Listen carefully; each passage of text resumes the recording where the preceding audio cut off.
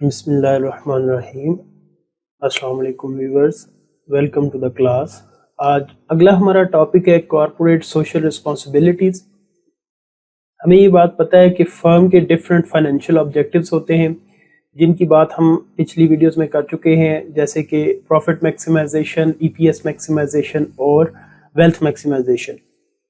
اس کے علاوہ فرم کے کچھ نان فائنینشیل آبجیکٹیوز بھی ہوتے ہیں جن کو فرم اچیو کرنے کی کوشش کرتی ہے۔ یہ کون سے آبجیکٹیوز ہیں اور ان کو اچیو کرنے کی کیوں ضرورت پڑتی ہے؟ تو کارپوریٹ سوشل رسپانسبلٹی یہ جو ٹاپک ہے یہ اسی بات کے اوپر جو ہے نا وہ اسی کانسیپٹ کو لیبوریٹ کرے گا۔ تو اس کی ڈیفینیشن کی طرف آتے ہیں۔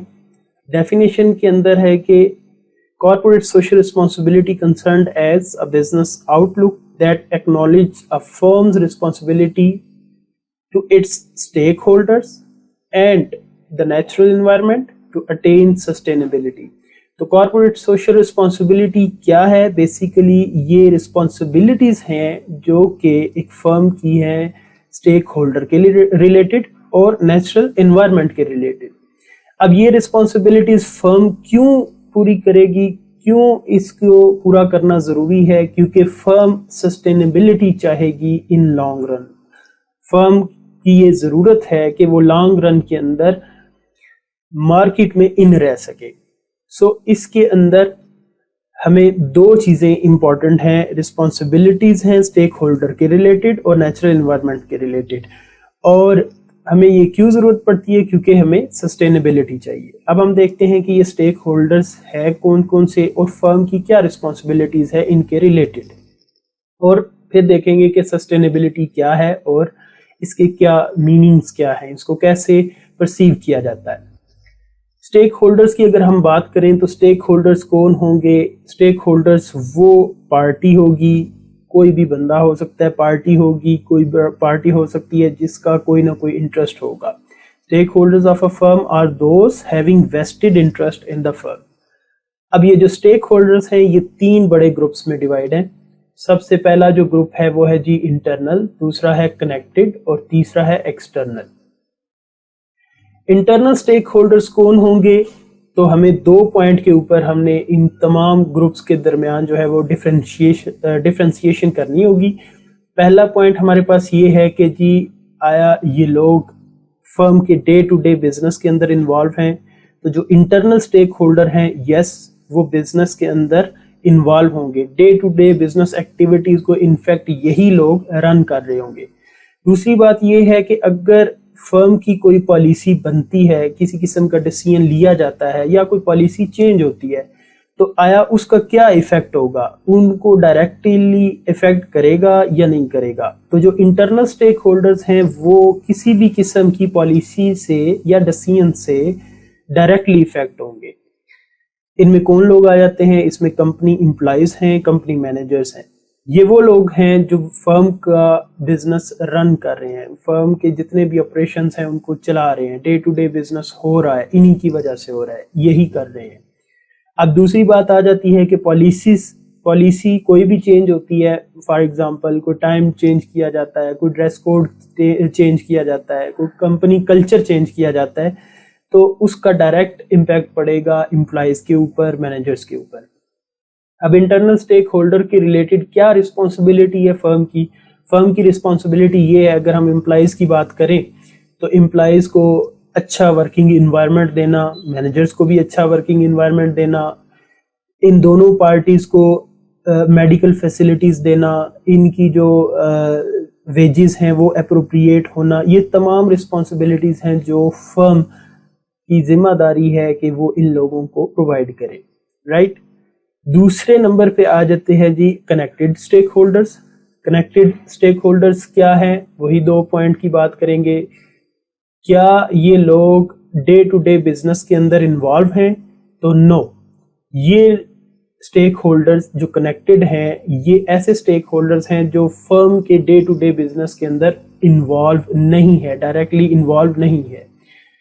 دوسری بات، کیا اگر فرم کوئی ڈیسیژن لیتی ہے، کوئی پالیسی چینج کرتی ہے تو ان کے اوپر امپیکٹ آئے گا، یہ افیکٹ ہوں گے؟ تو یس، یہ بھی ڈائریکٹلی افیکٹ ہوں گے، جس طرح انٹرنل سٹیک ہولڈر ڈائریکٹلی افیکٹ ہوئے تھے۔ یہ کون سے لوگ ہوں گے؟ ان میں ایکوٹی انویسٹرز آ سکتے ہیں، کسٹمرز ہیں، سپلائرز ہیں، فائنینس پرووائڈرز ہیں، وغیرہ وغیرہ۔ اب یہ تمام لوگ فرم کے اندر موجود نہیں ہیں، یہ تمام لوگ فرم کے بزنس کو رن نہیں کر رہے، لیکن اگر فرم کوئی ڈیسیژن، کوئی پالیسی بناتی ہے، چینج کرتی ہے، تو اس کا ڈائریکٹ افیکٹ آئے گا ان کے اوپر۔ Like dividend payout ratio change ہو جاتی ہے تو ایکوٹی انویسٹر جو ہے وہ افیکٹ ہوں گے۔ اگر فرم پرائس کو بڑھا دیتی ہے تو اس سے کسٹمر کو افیکٹ ہوگا۔ Credit policy, payment policy change ہوتی ہے تو سپلائرز کو فرق پڑے گا۔ کوئی نئی ٹیکنالوجی لے کے آ جاتی ہے تو کمپیٹیٹرز کو فرق پڑے گا۔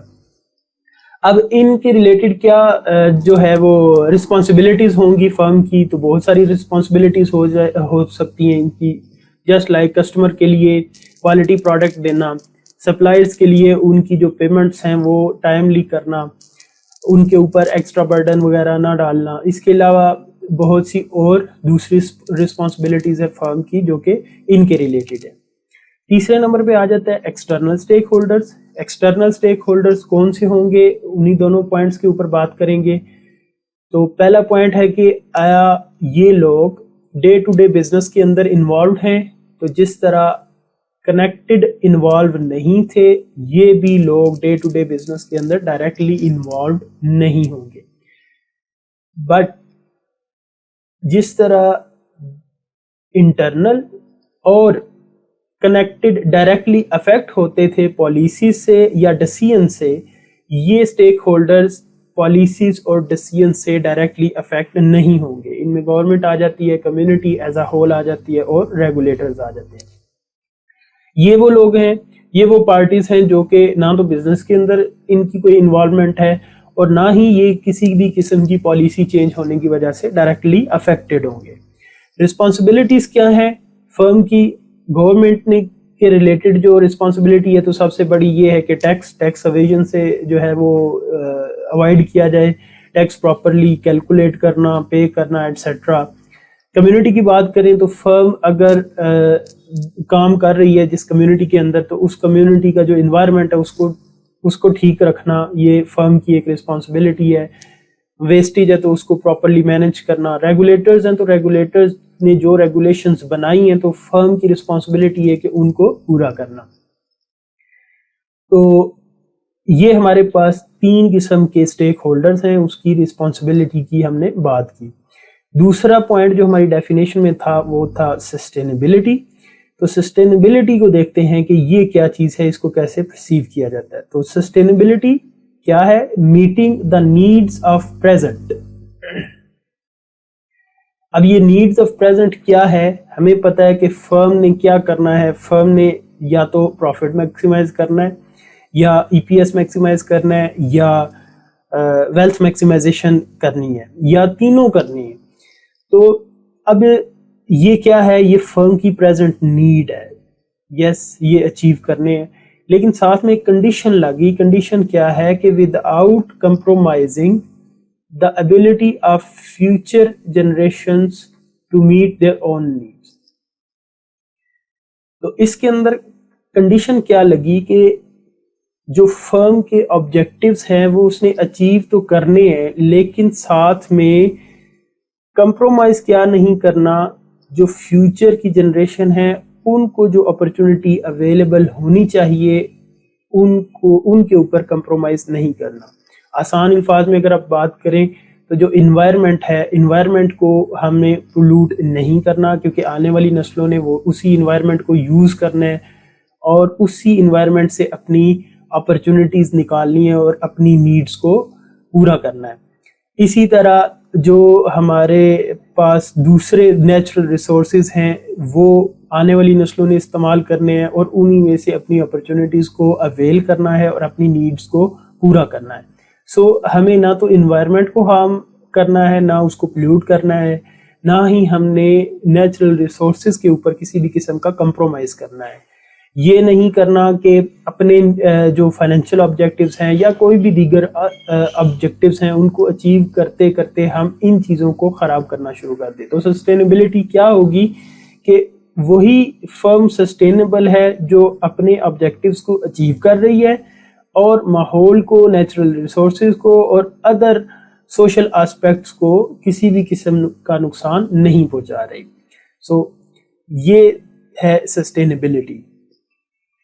تو اس ٹاپک کے اندر ہم نے جس چیز کی بات کی وہ تھی کارپوریٹ سوشل رسپانسبلٹیز. اس کے علاوہ ہم نے اسٹیک ہولڈر کی بات کی، ان کی ڈویژنز کی بات کی اور سسٹینیبلٹی.